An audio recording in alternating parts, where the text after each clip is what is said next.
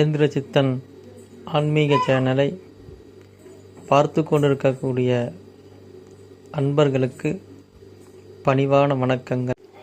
நேற்றைய பதிவில் விபூதி செய்முறையை பற்றி பார்த்தோம். அதோடைய பாதியை இன்றைக்கு பார்க்கலாம். இப்படி சாம்பலாக்கி எடுத்துக்கொண்ட அந்த பஸ்பத்திற்கு 2 பங்கு சுத்தமான பசுஞ்சாண விபூதியை கலந்து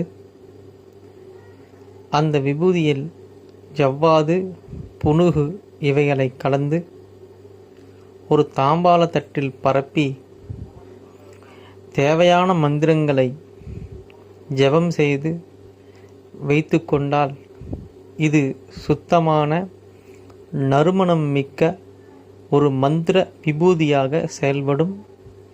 இந்த விபூதியை அணிந்து கொண்டு பூஜை செய்வதனால் நமக்கு எல்லாவித சித்திகளும் மந்திரங்களும் சித்திக்கும் என்பதை இந்த நேரத்தில் தெரிவித்துக் கொள்கிறேன். அன்பர் பெருமக்கள் இந்த விபூதியை சிறப்பாக செய்து பயன்பெறுமாறு அன்போடு கேட்டுக்கொள்கிறேன்.